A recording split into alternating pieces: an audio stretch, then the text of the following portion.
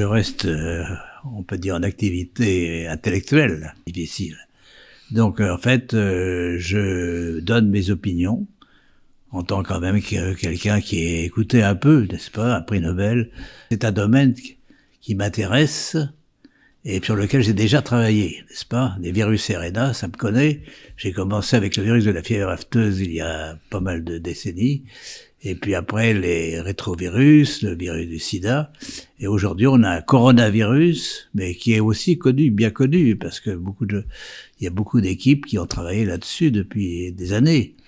Donc, je viens pour m'enquérir et surtout pour voir s'il n'y a pas des vies humaines qui peuvent être sauvées par mes interventions. Et je crois que c'est à nouveau le moment, malheureusement, que vous avez signalé mes alertes. La nouvelle alerte qui est encore plus importante, c'est qu'il y a des gens qui meurent de maladies de Creutzfeldt-Jakob. Aujourd'hui, les gens viennent chercher votre connaissance, ils viennent évoquer ces sujets, ils viennent voir ce que vous pourriez apporter, on va dire, au débat scientifique.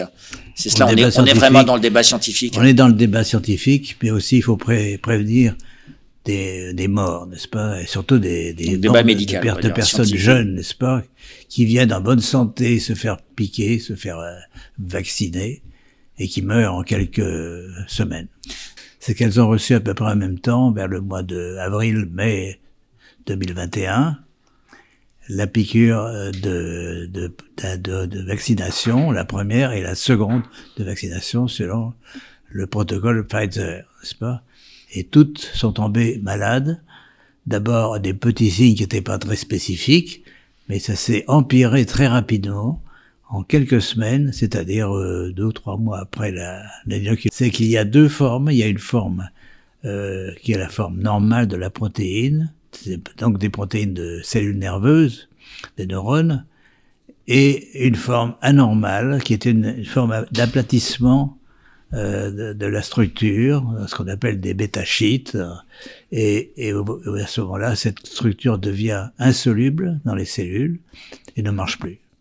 Donc elles perdent de leur pouvoir et donc elles deviennent infectieuses quelque part. Et moi-même, à la fin de mon séjour à Pasteur, j'ai fait quelques expériences qui m'intriguaient beaucoup. C'est-à-dire, j'ai augmenté la tension en oxygène et cultivé ce qu'on appelle des macrophages, des cellules de type macrophage humaine, et montré qu'il y avait formation d'agrégats très solides, très difficiles à dissocier, en présence d'une haute tension d'oxygène. Donc je me suis dit peut-être c'était un fil conducteur, peut-être il y a ce qu'on appelle un stress oxydant dans les cellules qui peut être causé par différentes choses, des infections, etc. Et c'est peut-être ce stress oxydant qui favorise la formation de prions.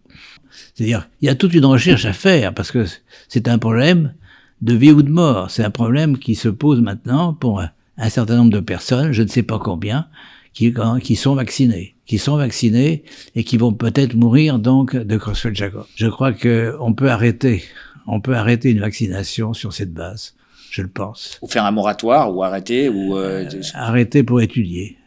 Et pour voir si on supprime ce danger, parce que c'est vraiment un danger qui concerne tous les vaccinés.